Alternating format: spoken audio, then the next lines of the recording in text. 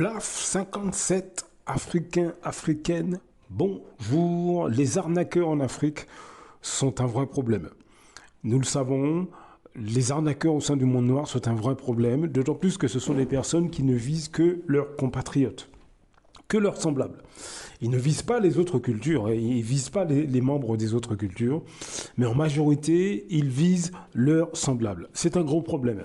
Ces personnes font partie d'une espèce une catégorie de gens parmi nous qui n'ont que du dédain pour leur identité et culture.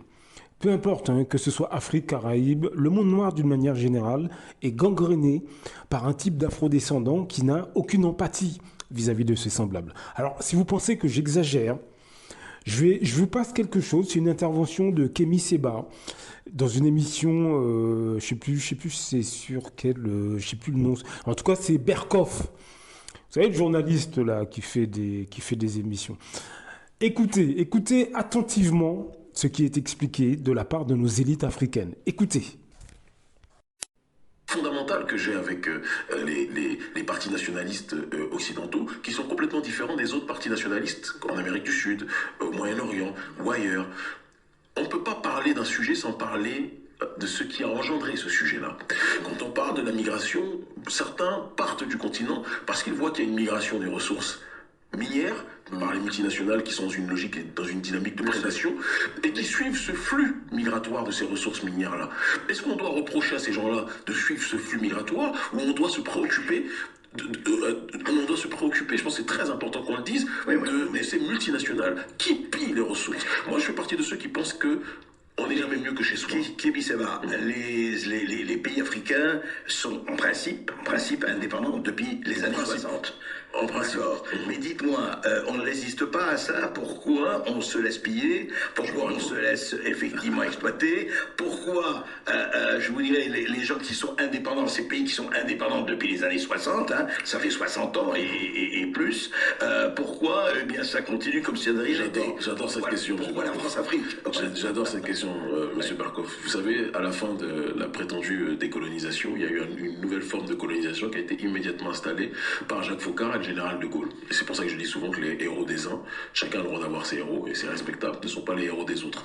Votre héros de Gaulle, vous en avez le droit, et pour moi, quelqu'un que je ne vois pas comme un héros, mais comme une des figures qui a restructuré le système de prédation sur notre continent en installant à la tête de nos États des gens qui étaient des entités, des personnes cooptées par l'oligarchie française.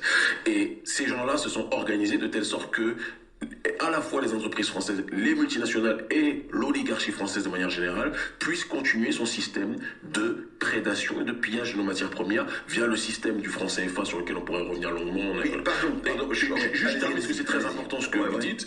Et donc, quand vous dites nous sommes indépendants, qu'est-ce qu'on fait contre ça? La société civile est en train de se battre aujourd'hui, et on est en première ligne sur ces questions, de manière spectaculaire, pour que l'on puisse justement se réapproprier nos ressources minières en tant que telles. Et je dis, vous avez entendu la phrase que je disais tout à l'heure, une civilisation n'est détruite par l'extérieur que si elle est rongée de l'intérieur. Les premières entités que nous combattons, ce sont nos dirigeants corrompus africains qui, au lieu d'être des toits qui protègent leur population, sont quelque part des gruyères, ou en tout cas des fromages complètement troués, qui permettent à n'importe quelle intempérie de pouvoir nous toucher. Mais je vais vous donner un exemple dont j'ai parlé à plusieurs reprises. Vous savez, tout le monde parle de la voiture électrique, le content, on va voir la voiture électrique. Moi, j'ai publié ici des reportages sur le Congo, le Congo-Kinshasa, où il y a les mines de cobalt, où il y a les Cancer City, où des enfants meurent à 10 ans de leucémie. Et ça, ici, on s'en fout. Mais j'ai l'impression que, là-bas aussi, on s'en fout. Alors, je vais vous répondre. Les autorités congolaises ou autres, enfin, je veux dire, ils devraient quand même, excusez-moi, et ils sont adultes aussi. Pourquoi vous avez un propos qui est partiellement vrai et qui, de l'autre côté, est en décalage avec la réalité. Nos autorités s'en foutent. Parce que nos autorités font partie de ce plan qui permet justement la prédation, le pillage, la spoliation. Mais de l'autre côté, il y a tout un pan de la société, je pense qu'on est même à un cycle historique aujourd'hui en Afrique, entre guillemets dite francophone, où ce que l'on appelle les sociétés civiles africaines sont en train de se révolter de manière spectaculaire contre le pillage de ces ressources-là. Certaines le font même au péril de leur vie. Moi qui vous parle, j'étais mis en mandat de dépôt à plusieurs reprises, j'ai été expulsé, interdit de rentrer dans plusieurs pays non pas par le peuple qui nous suit massivement dans ces différentes zones, mais par les dirigeants corrompus qui ne veulent pas justement que notre message continue de croître, ce qui n'empêche pas que les choses se fassent aujourd'hui. Donc, vous avez, parce qu'on n'en entend pas beaucoup. Donc vous dites qu'il y a ce mouvement populaire. Il y a un mouvement massif en Afrique francophone aujourd'hui d'opposition au néocolonialisme, et je précise sous toutes ses formes. Occidentale en priorité, mais comme je l'ai dit il y a quelques jours au Parlement russe à la Douma, même si on peut avoir des sentiments beaucoup plus proches pour la Russie, la Chine, l'Iran ou autres, mais je dis que si eux sont tentés aussi par le néocolonialisme, nous les combattrons comme nous sommes en train de combattre l'oligarchie néocoloniale occidentale. C'est très important qu'on insiste sur ce point. Donc, il y a une résistance factuelle qui se fait dans tous les pays d'Afrique francophone, à différents degrés évidemment, en fonction des moyens de chacun. Mais il y a un réveil extraordinaire des consciences aujourd'hui. Alors, donc une intervention de Kémy Séba chez Berkoff, le journaliste. Donc voilà, tout est dit. Les gens qui ont été décrits dans cet audio, comprenez bien qu'ils existent sur toute l'échelle sociale. Ces présidents africains qui s'en fout complètement de sa population, il faut bien que vous compreniez que sur toute l'échelle sociale, nous avons le même type de profil. Ce n'est pas uniquement les politiciens. Ils ne sont pas uniquement en Afrique, ils sont aussi dans la Caraïbe, ils sont dans tout le monde noir. Des gens qui prennent des positions politiques, des gens qui prennent des positions dans les médias, qu'ils soient artistes ou bien dans le milieu associatif, qui montent des associations bidons, qui sont des afrodescendants eux-mêmes, mais qui montent des associations pour berner leurs semblables. Vous avez des millions de gens qui sont comme ça. Alors ça ne veut pas dire que tout le monde, toutes les associations, ou tous les hommes politiques, ou tous les artistes, etc., sont comme ça. Non, mais il y en a beaucoup. Il faut bien que vous compreniez que ce type de personnes, au sein de votre entourage, parmi vos amis, vos familles, vous avez le même type de personnes. Il faut vraiment que vous compreniez, que le monde noir n'avance pas, oui, à cause des politiciens, à cause des élites, etc.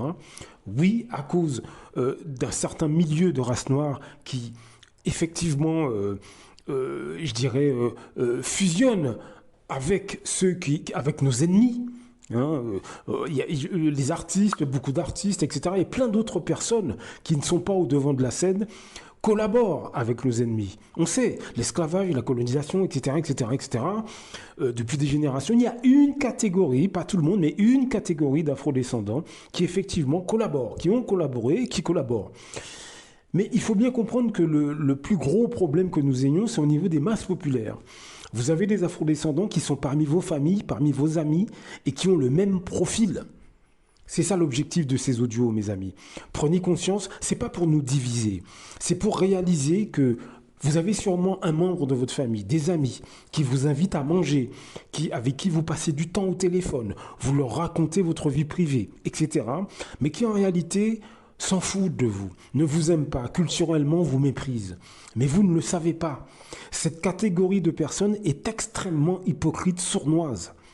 Ce sont des gens de race noire qui sont négrophobes, dédaigneux, anti-race noire, mais devant vous, ils vous font des sourires. Il y a plein de manières, il y a plein de signes pour les repérer. Nous n'y arrivons pas souvent parce que ce sont des gens que nous apprécions, que nous aimons. Donc la relation qu'on a avec eux nous empêche de voir leur vrai visage. Par exemple, vous avez des gens qui vont vous appeler, que vous soyez Afrique, Caraïbes, etc., peu importe. Des gens qui vous appellent, qui prennent de vos nouvelles, qui vous invitent chez eux. Vous allez manger chez eux, vous allez aux anniversaires, vous faites des grillades, vous sortez en soirée avec eux, etc. Vous seriez très surpris que ces personnes-là qui vous invitent, en fait, ne vous aiment pas, ne vous apprécient pas. Vous seriez très surpris si vous pouviez voir leur vrai visage, vous verriez que ces gens sont négrophobes, dédaigneux vis-à-vis des afrodescendants, mais en fait, ils se sentent supérieurs à vous quand ils vous invitent chez eux. Ce sont des petites choses comme ça qui cassent notre communauté. Pourquoi ? Tout simplement parce que ça se produit en masse. Un grand nombre d'afrodescendants sont comme ça. C'est pour ça que ça nous cause problème. Des gens qui vous invitent chez eux, des gens qui viennent vous chercher pour aller tel ou tel endroit. Mais en fait, quand ils font ça, c'est pas parce qu'ils vous apprécient, dans beaucoup de cas, c'est parce qu'ils se sentent supérieurs à vous. C'est-à-dire que eux, ce qu'ils recherchent, c'est ce sentiment de supériorité. par le biais de la manipulation. C'est-à-dire qu'ils vous manipulent, ils vous font croire qu'ils vous apprécient. Eh bien, eux, c'est leur satisfaction. C'est de vous faire croire des choses qui n'existent pas. C'est ça qu'ils recherchent. Ils n'en pensent pas moins de vous. Est-ce que vous comprenez ? Ce qu'ils pensent de vous, c'est que, par exemple, hein, que vous êtes zéro, que vous êtes nul. Ils pensent que, d'un point de vue culturel, c'est nul. L'Afrique ou la Caraïbe, etc., c'est nul. Mais ils ne veulent pas vous le dire directement. Donc, ils vous écrasent en vous invitant chez eux, en vous faisant croire que vous êtes des amis alors que vous ne l'êtes pas. Pareil pour certains membres de votre famille. La preuve, quand il y a de l'argent, une maison, etc., les familles noires souvent se divisent. Il y a de la jalousie, il y a du mépris à ce moment-là, même parmi les groupes d'amis. Donc ça veut dire qu'il y a quelque chose de sous-jacent à la base. Mais vous ne vous en apercevez pas, tout simplement parce que vous avez une relation avec ces personnes-là. Eh bien voilà le type de personnes. Alors je ne dis pas que toute votre famille ou tous vos amis sont comme ça. Ce n'est pas ce que je suis en train de dire. Je dis simplement que parmi nous, parmi nos familles, parmi nos amis, nos voisins, nos collègues, nous avons un certain nombre de personnes qui sont comme ça depuis plusieurs générations, en masse, et on ne fait pas attention. Ces personnes contribuent fortement à nos difficultés quotidiennes. Mais on ne s'en rend pas compte, tout simplement parce qu'elles nous affaiblissent. Il faut bien que vous compreniez que vous avez beaucoup de gens qui vont vous encourager à danser, à manger, famille, amis.